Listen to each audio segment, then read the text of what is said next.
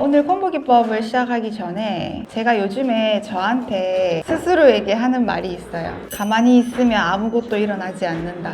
요즘 그 말을 매일매일 제 가슴 속에 새기면서 일도 하고 연습도 하고 있거든요. 여러분들도 콤보 기법까지 왔다라는 것 자체가 고지를 앞두고 그만하고 싶다, 힘들다, 그런 고통을 느낄 때쯤이잖아요. 근데 그 자리에 멈추면 아무것도 일어나지 않더라고요. 여러분들도 오늘 시간으로 다시 마음을 조금 잡고 피날레를 펼쳐야 됩니다. 다들 힘내시고 콤보 기법의 정의부터 한번 펼쳐보도록 하겠습니다. 콤보라는 기법은 엠보 기법의 수지를 혼합하는 기법이고요. 보통 이런 콤보 기법을 권유를 하거나 원하시는 분들의 특징은 좀 더 입체적인 패턴과 그리고 메이크업의 좀 더 보완적인 것들을 함께 장점을 느끼고 싶은 분들께 권유를 해드리고요. 눈썹 모는 보통 전체적으로 균일하신 분들이 극히 드물죠. 그래서 엠보만 시술했을 때의 부족한 모량을 채워주는 용도로 콤보 기법을 권장을 해드리고 있습니다. 왜 지속력이 좋을까요? 라는 생각을 갖고 계실 건데요. 쉽게 말해서 단독 기법으로 들어갔을 때보다 색소 주입량이 많겠죠. 그렇기 때문에 지속력이 더 우월하다라고 생각을 하시면 되고요. 모량을 떠나서 좀 저는 오래가는 기법을 하고 싶어요 라고 했을 때 콤보 기법을 추천하시면 됩니다. 그런데 여기까지 장점이라면 단점이 있습니다. 시간이 오래 걸린다. 네. 하지만 여러분들의 숙련도가 올라갈수록 또 시술 시간은 줄어들기 때문에 그 나중에 경력이 올라갔을 때는 극복해 나갈 수 있다고 생각하시고요. 콤보 기술에 적합한 케이스 보시면 이렇게 흉터가 있는 분들께 점으로만 채웠어도 악모에 이런 뭉쳐있는 모량과 연결이 되기 어렵겠죠. 그렇기 때문에 이런 케이스에는 콤보 기법을 추천을 해드리고요. 엄청 모량이 밀집되어 있는 분들이 있어요. 보통 남성분들, 진피가 두꺼운 분들이고 모가 굵고 단단하거든요. 그런 분들도 손으로 오히려 하면요, 눈썹이 너무 과해지는 경우가 있습니다. 그래서 밀집된 부분을 연결한다라고 생각하시고 선과 수지가 적용이 되면 되고요.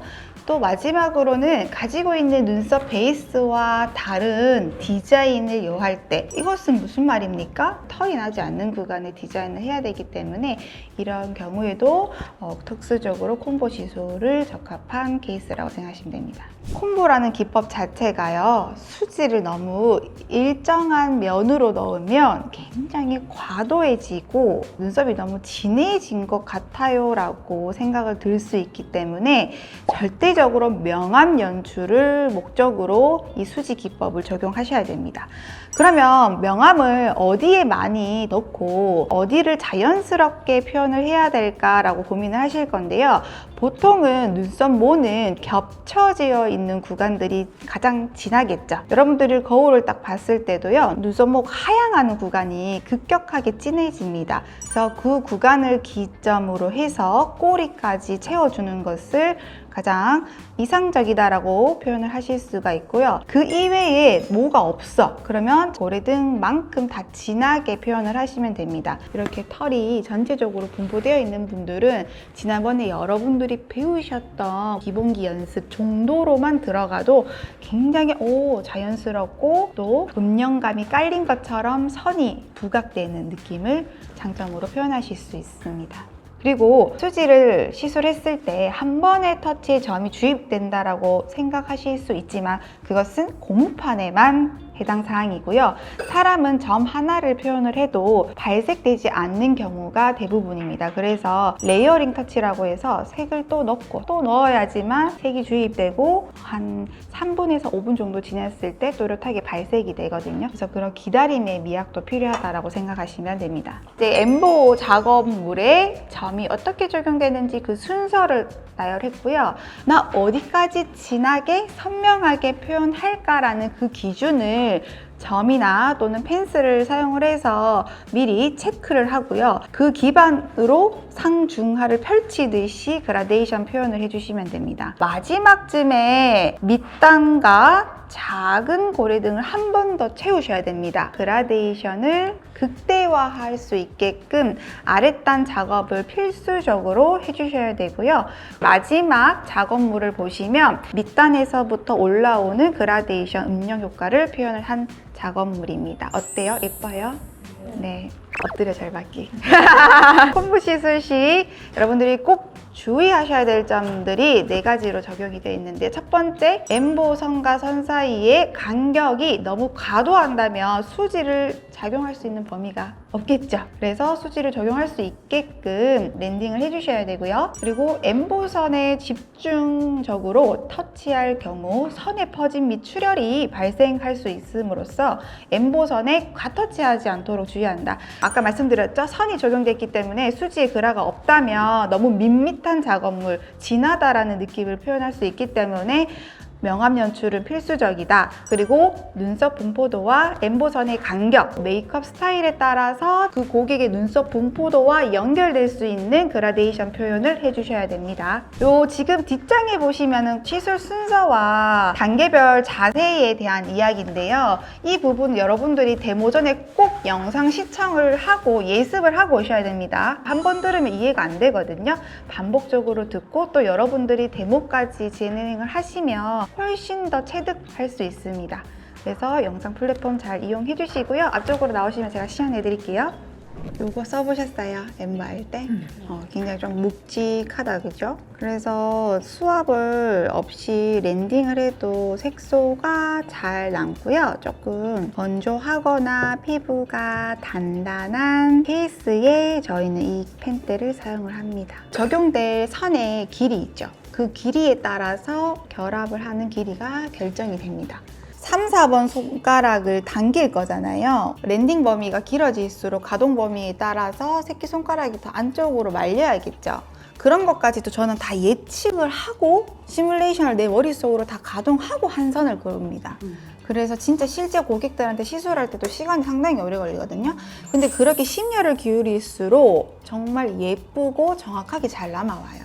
랜딩의 속도에 따라서 색소 배출되는 양과 그리고 니들링이 결정이 돼요. 니들 하나하나가 이렇게 따라라라라라라 걸려야 되기 때문에 니들 하나하나가 더 이렇게 고무판을 스쳐 지나간다는 느낌으로 제가 하거든요. 끝나는 지점, 니들각 확인, 그리고 사용 범위 확인, 얹이고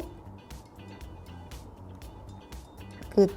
하고 한 2개 정도 하셨으면 닦으세요. 고객한테도 시술하실 때 각질이 사이사이에 끼거든요. 끼임 형상이 나타나서 색소 배출이 잘 안 돼요.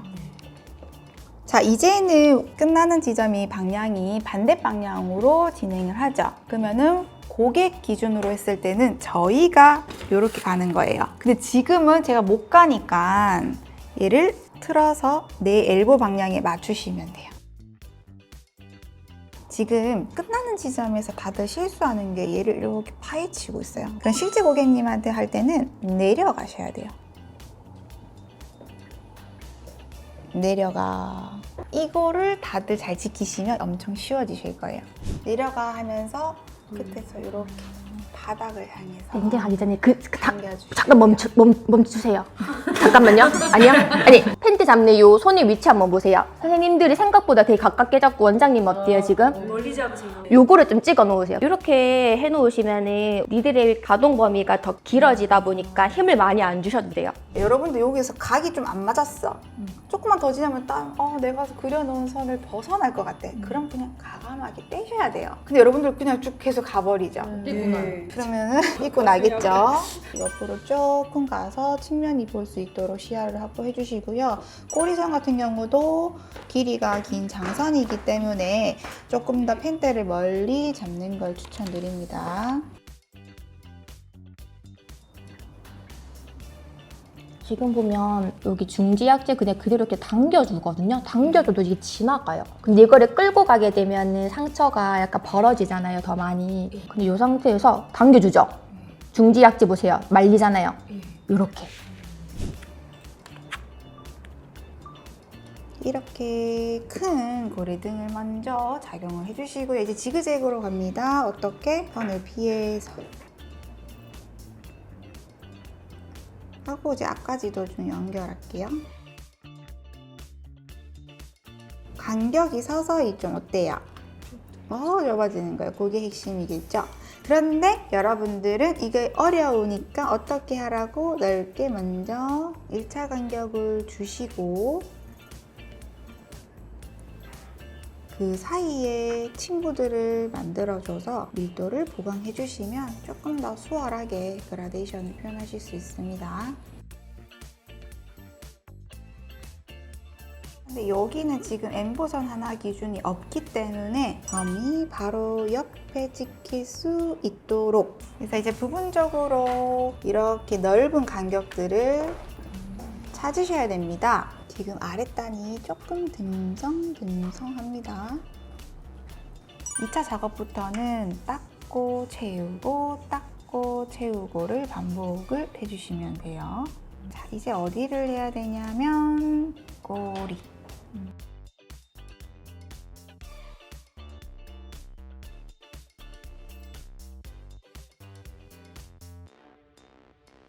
여러분들 이 고무판 형이 원장님이 제작을 했는데 써보니까 어떠세요? 너무 좋아요. 그 전 수강생들한테 좀 미안한 게 다 그렸어요. 그랬는데 시간이 더. 네, 시간이 진짜 아까 전에 제가 콩무 너무 진하면 어떻게 된다 했죠? 데미지가 올라가고 입체감이 떨어지잖아요. 그래서 이 정도까지만 해주셔도 될 것 같아요.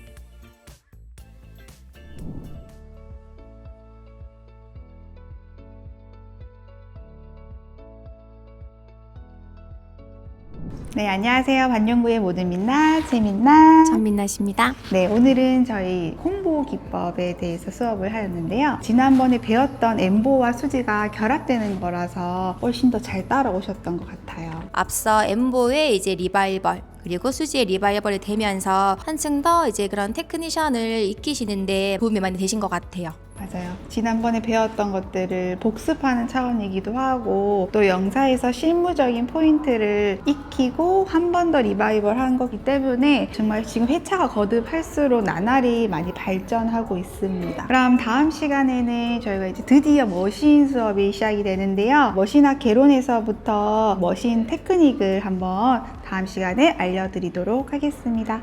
그럼 고생 많이 하셨고요. 다음 시간에 만나요.